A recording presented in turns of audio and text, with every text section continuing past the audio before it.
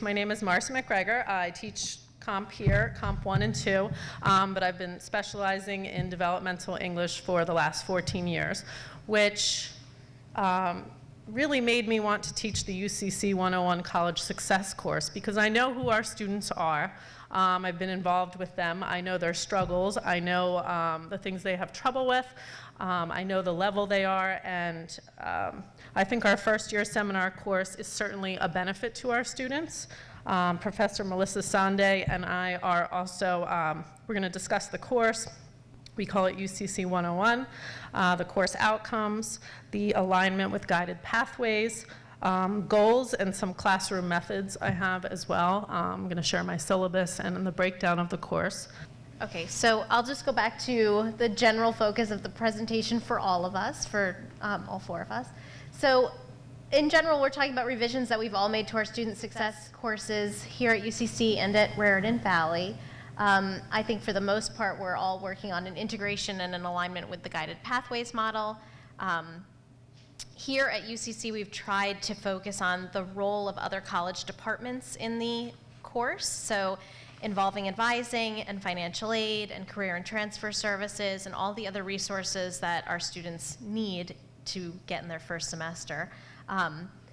We've had an issue here with improving our engagement and our retention and our pass rates on this course, and sort of thinking about how we now have 21st century learners and what their college experiences are.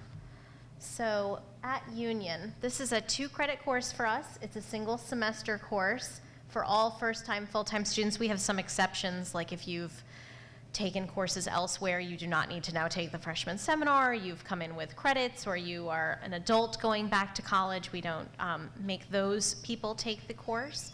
I've just put up our old course description versus our new one, because I think that sort of speaks to the changes that we've made over the last year. So our old one used to say that UCC 101 is a college success course designed to help students adjust to college by giving them information, support, and strategies they need to feel secure in their college classes, and it will help students clarify their goals and become familiar with the academic environment and sharpen their ability to learn and think critically. As of the fall of 2016, our course description reads, UCC 101 is a college success course designed to connect students to each other, their college environment, their future goals, and careers. So this course will teach students effective study skills, help them develop career plans, show students how to clarify their interests, prepare for job applications and interviews, and utilize all of the college resources to get them to graduation. So you can see some of the guided pathways model integrated in the new course description. In particular, we've put a lot of focus on careers, preparing them for that, getting them to do exploratory things for that, and so we've sort of shifted the focus of the course. So we used to have too many learning outcomes on the course, and here are all of the old ones: self-motivation, self-management, emotional intelligence, personal responsibility, meaningful goals, interdependence, on and on and on. And now we're down to 5. So now we're focusing on things that I think are more tangible that we can do in the course, which is effective study and note-taking skills, other college success skills, developing personal and professional goals, using certain materials for that going forward, utilizing the college's resources, so understanding the library, for instance, or the ALC, which is our academic learning center for tutoring, effective interpersonal skills, and college-level research to prepare them for other information literacy projects. So we now have a textless course at UCC. We used to have a textbook. It was kind of expensive. So we've moved away from that. So this is a money-saving measure for our students.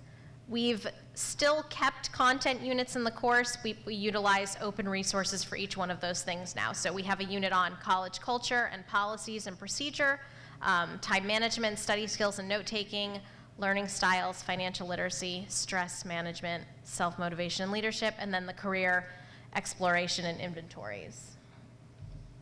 Okay, so it's hard to see on the slide, I could pull it up at the end if we have time. We have an open curriculum shell for UCC 101 now, which is in Canvas. We're very big on Canvas at UCC. So this is where we hold all of our resources for this class, organized by the content unit, so that everyone that teaches it sees it in order and can take from that module what they want to use to teach those particular units. So this is all open now, so that we're not using a text anymore. I'll pull this up at the end.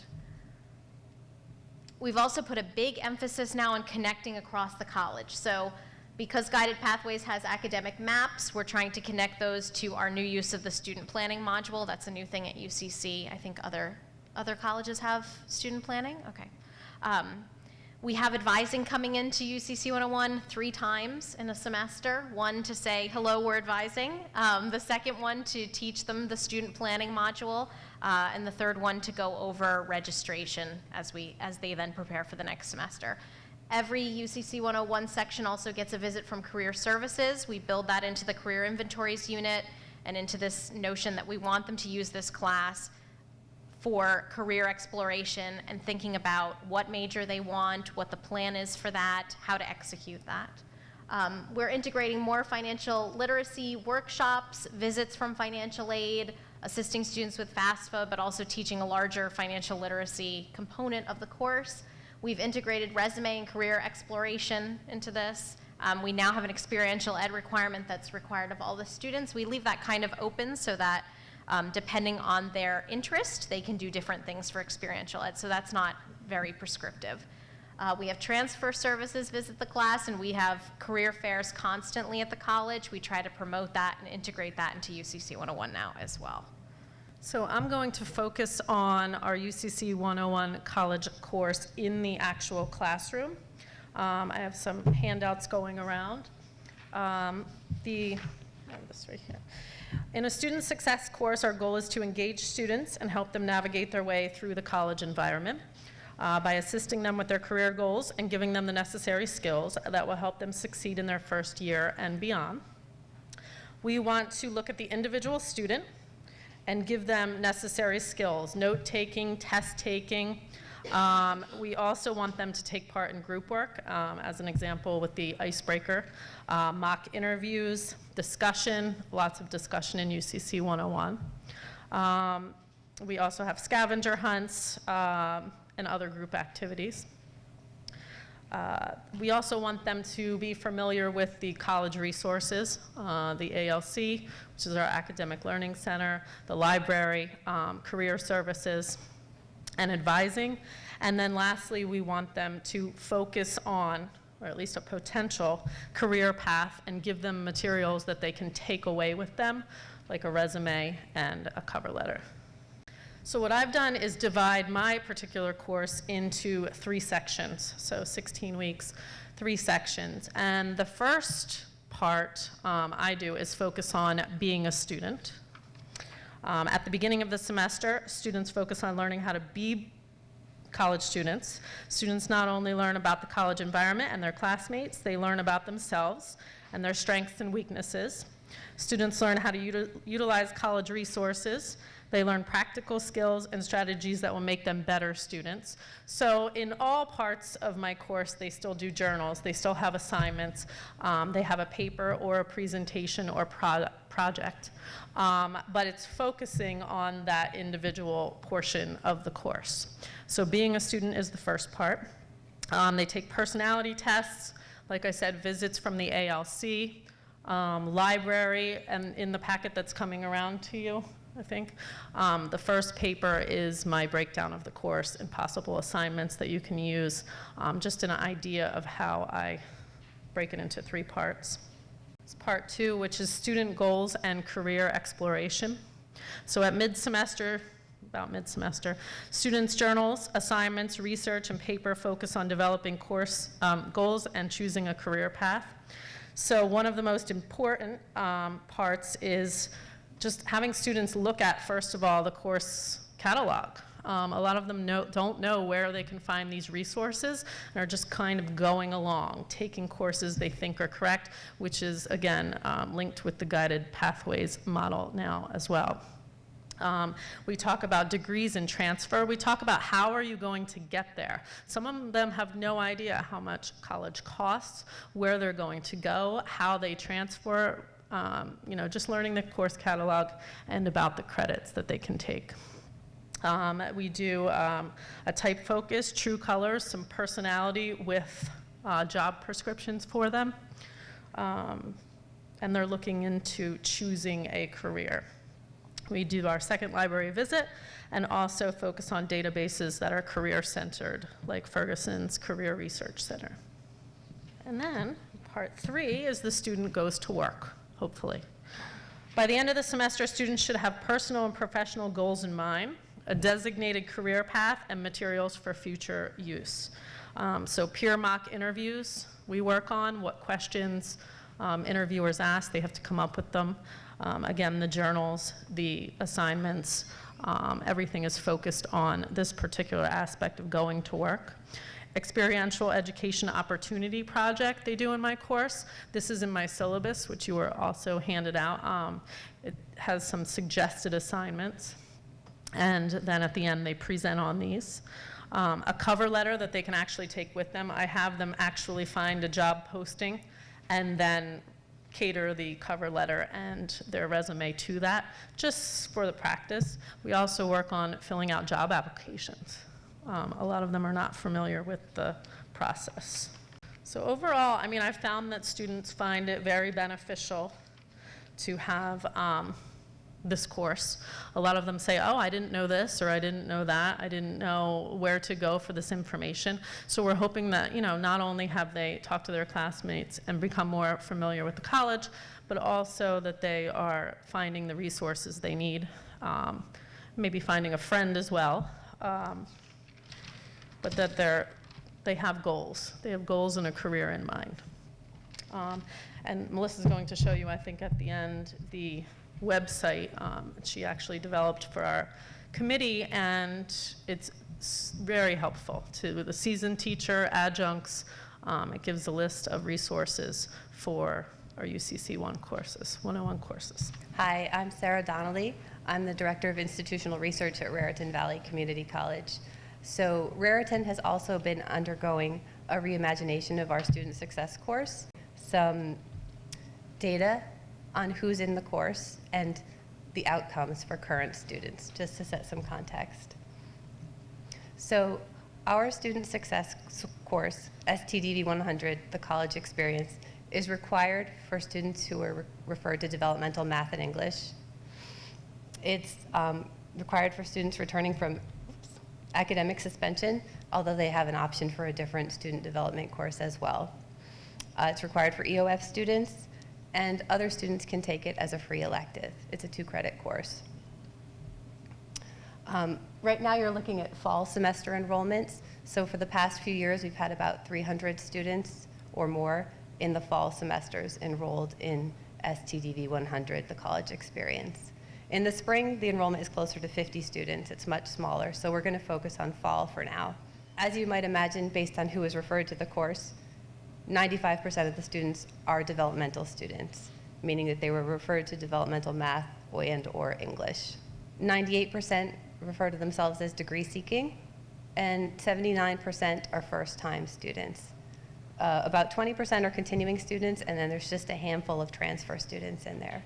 So the majority are first-time students. 72% are full-time.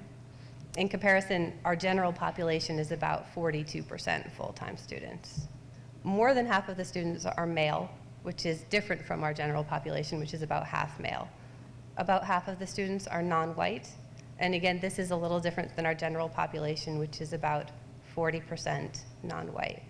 And almost 49% of the students in the college experience course are Pell recipients. And again, this is a little different than our general population. Our general population is about 23% Pell eligible. So you might think that in addition to being academically at risk, these students may also be, you could say, financially at risk more than the general population.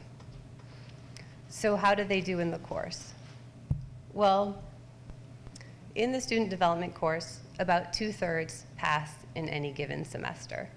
So 1 out of 3 students does not pass the class, meaning get a C or better. And we can look at some outcomes, some longer term outcomes, based on how students did in our student development course, the college experience. So the first thing we're going to look at is retention, and we're going to focus on first-time, full-time students, which is sort of a standard group, and it's also the majority of students in the class.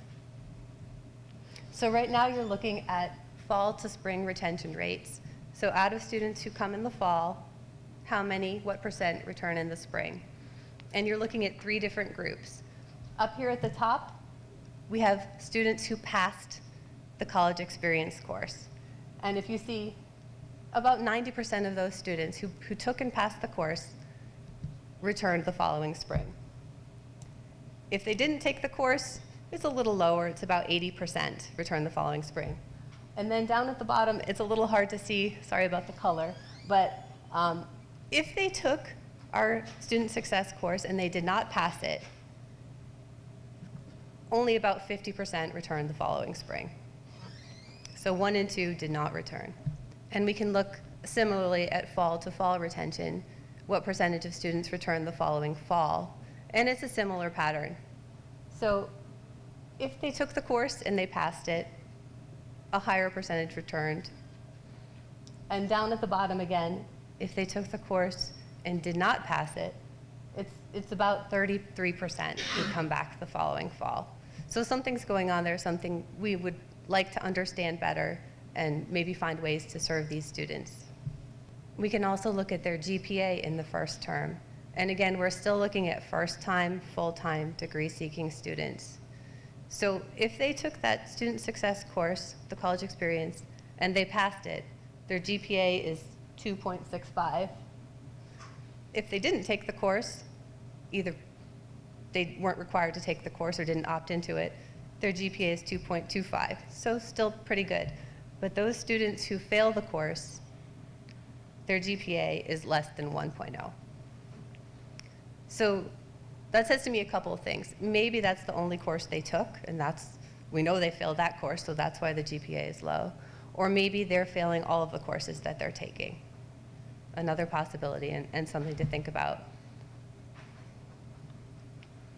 And then one more piece of information about these 3 groups, the 3-year graduation rates. So as you can see, again, if a student took our student success course and they passed it, their graduation rate is actually higher than those who didn't take the course, and significantly higher than those who took the course and failed. So this is just some data to set the stage. I think it's consistent with national results, and it shows that for our group, the student success course is associated not just with term improved outcomes, but also with longer term improved outcomes like graduation rates. And I think you have a handout that shows some national results of a similar nature. Obviously, we have some really excellent results. Students who take the class and pass, they have higher retention rates, they have higher graduation rates, and they have higher GPAs than students who don't take the class and students who take the class and don't pass. So this is really great. So you might be saying, well, Kathy, it's working. Why do you need to reimagine the course? Well, whoops, went the wrong way. Quite frankly, we need to keep doing what works, and we need to fix what's not working, right? We've got 1/3 of the population of students that is currently taking this class who is not passing. And if 95% of the students in this class are already academically at risk, and 1/3 of those academically at-risk students aren't passing this class, we're not doing our jobs. So we have to keep doing our job for the people that it's working for, but do our job differently for those that it's not. So that's why we decided to reimagine. And I use the word reimagine not of my own volition. I didn't make it up. It actually came out of a conversation with another colleague, but I did develop a cool name for our team based on it.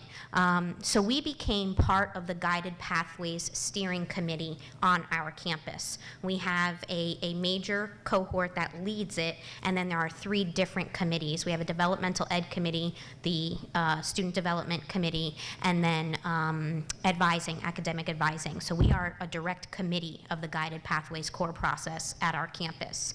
So I'm going to let you know who we are, what we do, or what did we do, and where we are now. So we're the Reimagineers. I am a huge Disney fan, and when someone said we're going to reimagine the course, I said, yes, we are. We're going to re-engineer it. And I said, we're going to reimagine it, so we're going to be Reimagineers. We are all volunteers. Everybody who is on this team with me chose to be on the team with me. No one was selected. No one was voluntold. All of the people who joined our team joined simply because they believe in the work that needed to be done. We have faculty, staff, administrators, and students on the team because we felt that they were a vital component of what this course should do and what this course should look like because it's serving them. We focused on 2 tasks this term, okay? So the reimagination process has been going on for 3 terms already at RVCC, but as of this academic year, the fall and the spring, we had 2 main tasks. One was to revise the course outline and get it approved through curriculum, and 2 was to make sure that we selected appropriate course materials to meet the learning outcomes of the new revised course outline. So I'm going to share the before and after of our learning outcomes. I'm not going to share the entire course outline with you simply because it's Friday afternoon and I don't want to put anybody to sleep, but also because we are under a time constraint.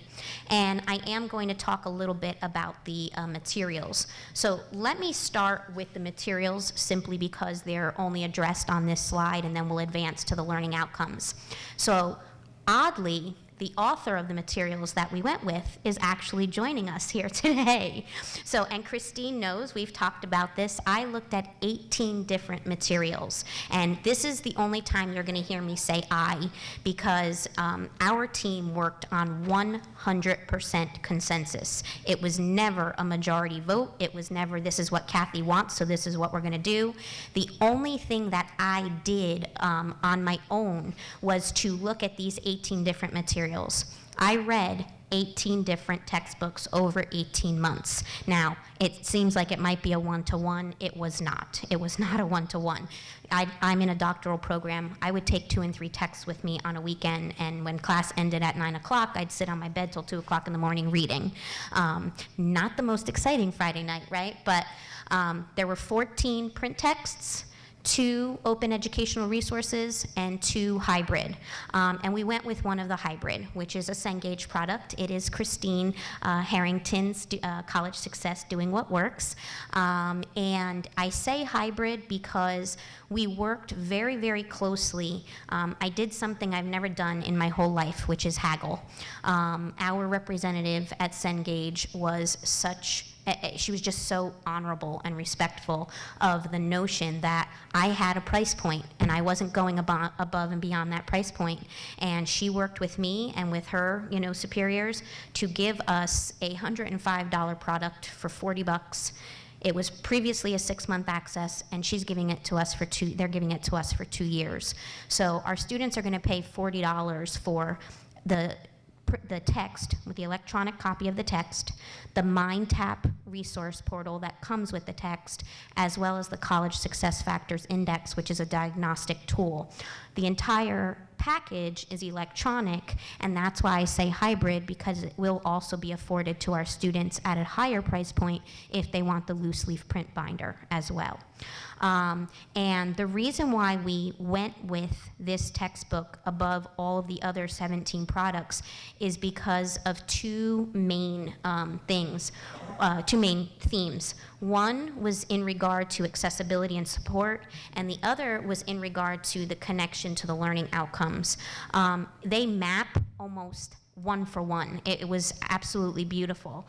But in regard to accessibility and support, the MindTap platform specifically has so many ADA compliant features that so many of our students and our student success courses need, right? Not only our students developmental, but many of them have learning differentiations too, learning differences that we need to meet. And the MindTap platform is going to help us do that. It's going to read to them. It's going to help them highlight and create an automatic study guide. It's going to generate it for them. It's going to have different fonts. It has interactive images. So we really loved that it was accessible to our students, but also we loved that Cengage as a company was accessible to our instructors, because there's going to be a huge learning curve here, a really huge learning curve. So in regard to the learning outcomes, I have to get a hang of this mouse, I'm sorry everybody. So these were our learning outcomes before, and you can see that initially our learning outcomes were very task-oriented. They really were about completing assignments. They really were about formative assessment. They weren't necessarily learning outcomes.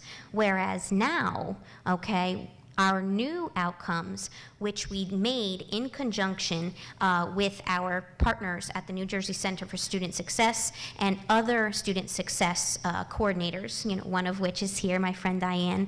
We worked together to really talk about what was our bottom line. What did we want our students to walk away from the course with? And we really thought, we began with the end in mind. What knowledge, skills, and dispositions do we want students to take away when they're a graduate of this class? When they walk out in December or when they walk out in May from this class, who do we want them to look like? Who do we want them to be? And we really have focused now more on a global skill-based rather than a task-oriented, because we are focusing on that 21st century model of learning, so that they're engaging in collaborative experiences, they are using critical thinking, they are problem solving, they're understanding the diverse world that we live in. And at RVCC in particular, we were so grateful to have been invited to the New Jersey Center for Student Success to engage in this course redesign process, because it was validating for us that the work that we were doing was honest and respectable work, because we were doing almost exactly the same thing. It literally was, we were a week or two ahead. It was crazy. So it was so wonderful to have that, camaraderie. And we were focusing at RVCC on 5 E's: engagement, experience, excellence, empowerment, and exploration. And all of those things are now intertwined in these learning outcomes that I was so happy to have created in collaboration with my peers. And it's nice to know that we're creating a common conversation. Even if we're not going to all use the same learning outcomes, at least the conversation is now starting to become much more common.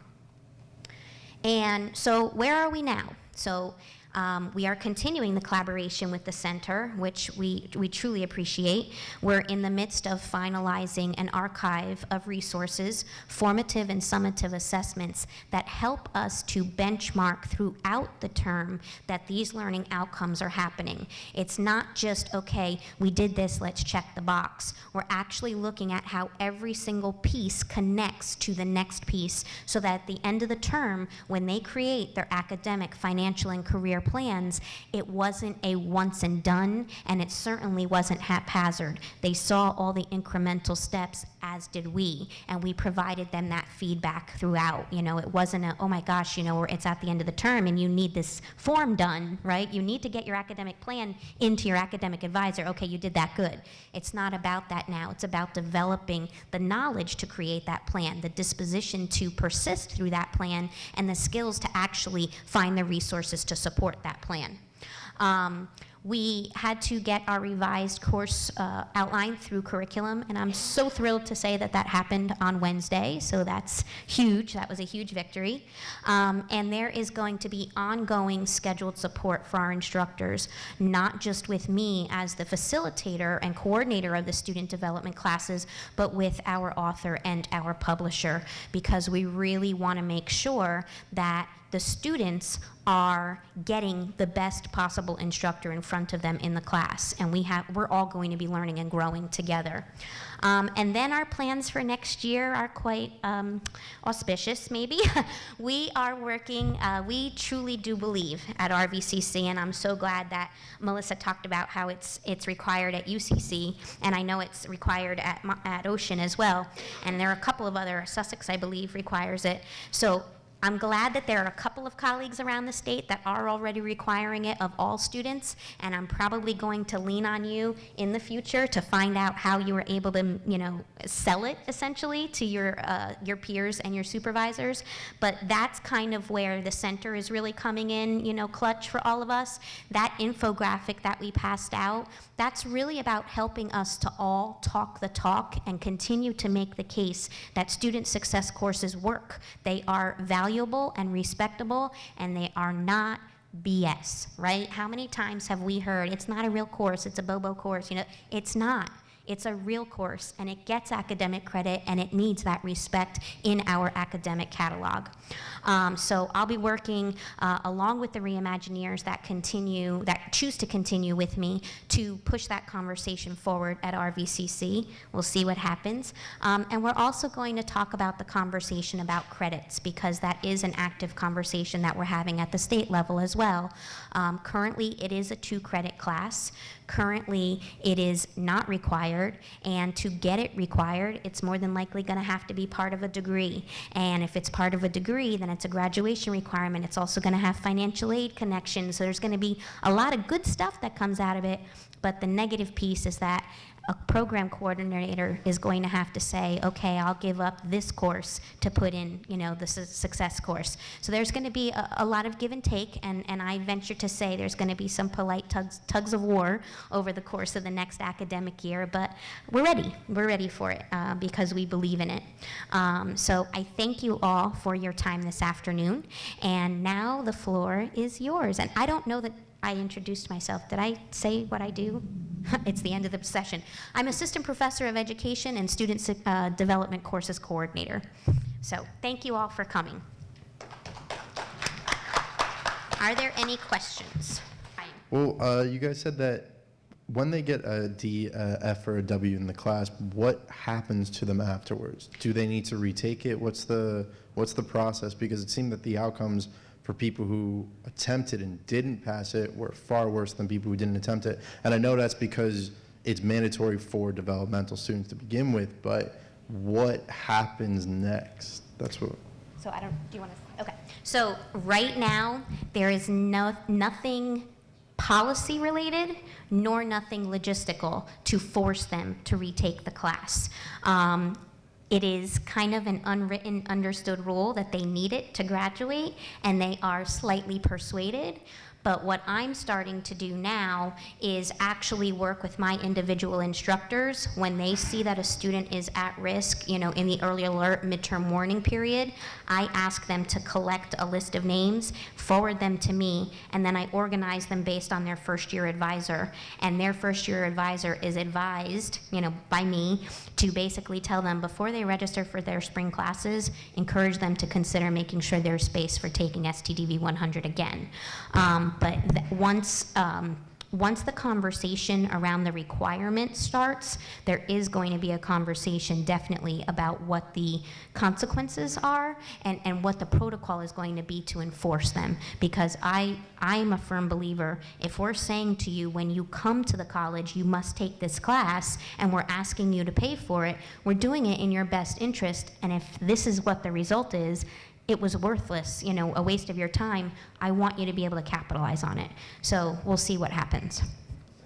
One of the topics that we've talked a lot about at the state level is when you reimagine this course with guided pathways framework to have a stronger career focus. I was wondering, you both talked a lot about how the course has got a heavy career focus, but I'd like to hear a little bit more about the transition, because I think we all have always done something in the area of career before, and I'd like to hear what that transition looks like in both classes. So our final project in the class is really the ultimate difference in the transition. Originally, it was basically to research a transfer institution in a collaborative group and talk about what that transfer institution is all about, what majors they offer, what the admissions requirements are, what the tuition is, what's the housing, And because of my belief that it needs to be more relevant and authentic, And because of the push of the guided pathways to be about academic and career exploration and planning, now the end of the term project is what we're calling a community, a passion and action project. So the students are going to be working to define what their academic and career goals are, and then they're going to be working on a project within our community at RVCC to apply skills that would help them to cultivate that career. So just as an example, so that this is not so theoretical, we really are in dire need of a food pantry on our campus. And there are a number of groups on campus that are working towards making this happen. And one of my strong convictions is that in a student development class in particular, students need to feel valued. They need to feel like they are of worth. And being able to work alongside the folks that are getting this kind of a project off the ground would be so advantageous for them, and it would give them that sense of empowerment and efficacy that we're looking for. So say, for example, a student in the class has aspirations to be a journalist. He or she could actually chronicle the process of it and make a video, you know, so that we can promote the whole notion of the food pantry. If somebody's interested in being a statistician for the major leagues, they can actually keep inventory of the resources that come in and go out. If somebody's interested in going into human services, they might want to do the intake interviews so that they can understand if a candidate is worthy. And then it ultimately has to come back to, okay, so what did all of this teach you, and how can you help it to help you focus your college plan and your career aspirations? So that's how ours has changed at RVCC. I'm trying to think of all of the changes that we've made that relate to this area. So we also, Kathy talked a lot about experiential ed just now. We have an experiential ed component as well. We also do career research that looks different with different instructors. Some people do that as a paper, some people do that as a presentation of some kind. That sort of shifts. But the big thing is that we've integrated e-portfolios into all of the UCC 101s, so we build to that towards the end of the semester. So they start one and they build components, and then we're also hoping that they take it with them to other classes and keep it with them their entire time at UCC, so that it either becomes an instrument for transfer or it becomes an instrument for applying for jobs.